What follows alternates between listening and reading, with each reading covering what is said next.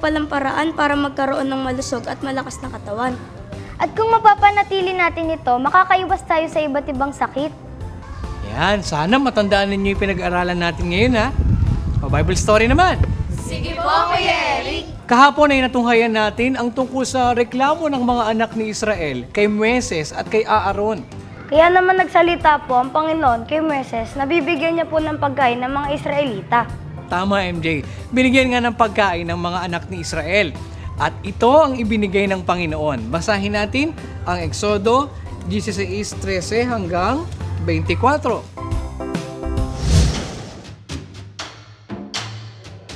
At nangyari sa kinahapunan na ang mga pugo ay nagsiahon at tinakpan ang kampamento at sa kinaumagahan ay nalalatag sa palibot ng kampamento ang hamog. At nang paitaas na ang hamog na nalalatag na, narito, sa balat ng ilang ay may munting bagay na mabilog at munti na gaya ng namuong hamog sa ibabaw ng lupa. At nang makita ng mga anak ni Israel, ay nagsang-usapan. Ano ito? Sapagkat hindi nila nalalaman kung ano yaon. At sinabi ni Moises sa kanila, ito ang pagkain na ibinigay ng Panginoon sa inyo upang kanin. Ito ang bagay na iniutos ng Panginoon. Pumulot ang bawat tao ayon sa kanyang kain. Isang omer sa bawat ulo. Ayon sa bilang ng inyong mga tao, ang kukunin ng bawat tao para sa mga nasa kanyang tolda. At gayon ginawa ng mga anak ni Israel. At may namulot ng marami, at may kaunti. At nang timbangin sa omer, ang namulot ng marami ay walang higit. At ang namulot ng kaunti ay hindi nagkulang. Bawat tao ay pumulot ng ayon sa kanyang kain. At sinabi ni Moises sa kanila, huwag magtira niyaon ang sinuman ng hanggang sa umaga. Gayon may hindi sila nakinig kay Moises, kundi ang iba sa kanila ay nagtira niyaon hanggang sa umaga. At inuod at bumaho. At nag-init sa kanila si Moises. At sila'y namumulot tuwing umaga. Bawat tao ayon sa kanyang kain. At pagka ang araw ay umiinit na, ay natutunaw. At nangyari na nang ika-6 na araw, ay pumulot sila ng pagkain na ibayo ang dami. 2 omer sa bawat isa. At lahat ng puno sa kapisanan ay naparoon at nagsaysay kay Moises. At kanyang sinabi sa kanila, ito ang sinabi ng Panginoon. Bukas ay takdang kapahingahan, banal na sabat sa Panginoon. Ihawin ninyo ang inyong iihawin, at lutuin ninyo ang inyong lulutuin. At lahat na lalabis ay itago ninyo sa ganang inyo, na inyong itira hanggang sa kinabukasan. At kanilang itinago hanggang sa kinaumagahan, gaya ng iniutos ni Moises, at hindi bumaho ni nagkaroon ng anumang uod. Pugo po pala ang binigay ng Panginoon sa kanila. Pero hindi po sila nakinig kila Moises. Nagtira po sila ng pagkain, gayong sinabi po sa kanila na huwag magtira.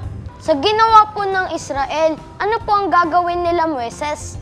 Yan naman ang tutuklasin natin bukas kung loloobin ng Panginoon. Kaya't huwag kayong a-absent sa panonood ng Bible story. Maraming paraan ang itinuturo sa atin para mapanatili ang ating kalusugan na malusog at malayo sa sakit. Dapat habang bata pa lamang tayo ay alam na natin ito para pagtanda natin ay wala tayong maraming sakit. At bukod sa pagsunod sa maraming palatuntunan para sa ating kalusugan, ay marami pang palatuntunan ng Biblia para tayo ay magkaroon ng malakas at maayos sa pangangatawan. Ito ang isang halimbawa. Basahin natin ang nakasulat sa aklat ng Kawikaan sa 16 at 24. Mga maligayang salita ay parang pulot-pukyutan, matamis sa kaluluwa at kagalingan sa mga buto. Alamin pa natin kung paano natin pangangalagaan ang ating katawan tulad ng nose, ears at throat. Kaya abangan nyo yan, ha?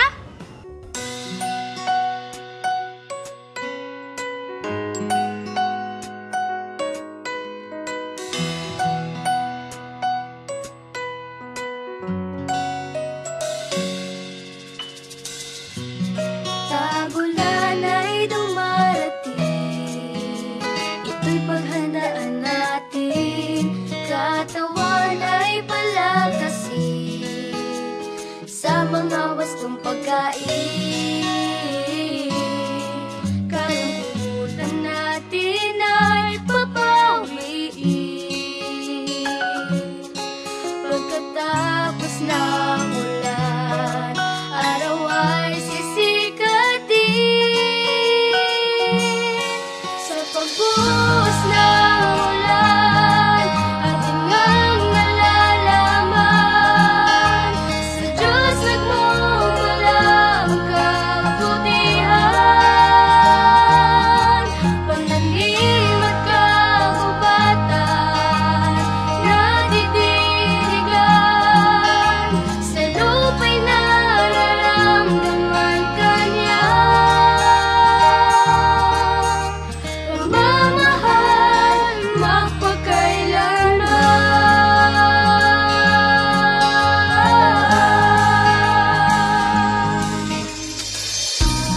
Halina't sumukob na, magkasama tayo sa tuwina. Sa hirap at sa saya, pag-ulan may di bali na. Sa problema ay huwag na magdadala. Sa pagtila ng ulan, panibagong pag-asa. Sa pagbuhos ng ulan, atin ngang nalalaman sa Diyos nagmumula ang kabutihan.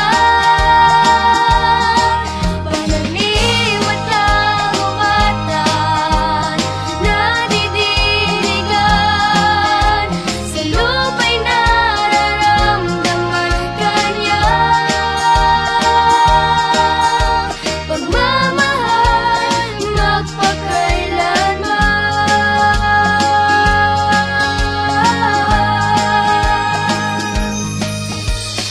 Atin ngang isipin, unang dumarating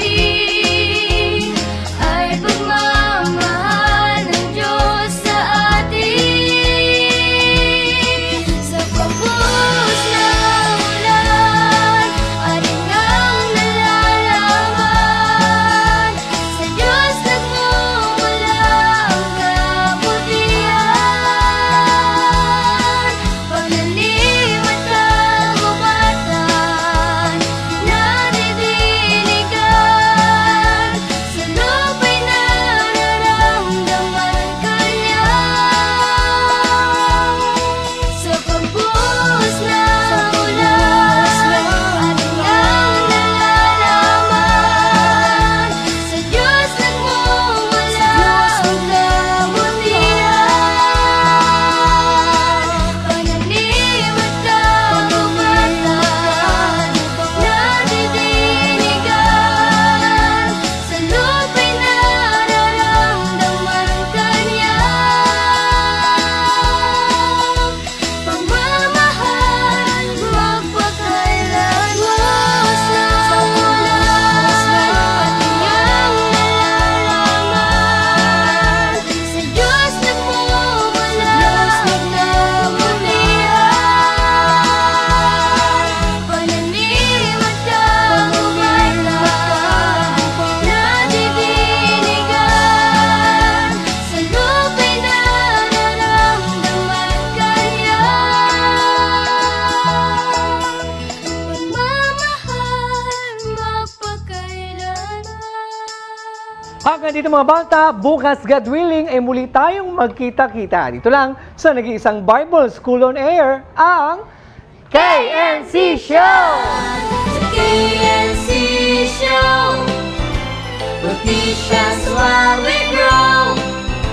Sa tulong ng ating Diyos Ama, isipan ay magliliwanag. The KNC Show, noticias while we grow, sa tulong ng ating Diyos Ama,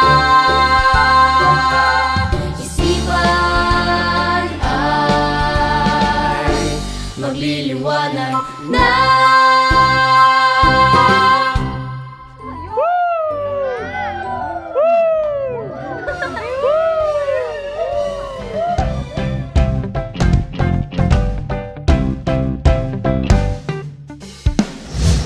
At ito ang ibinigay ng Panginoon. Basahin natin ang nakasulat sa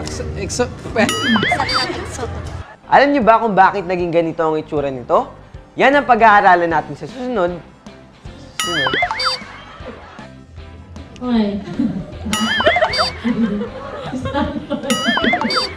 4, 3, 2,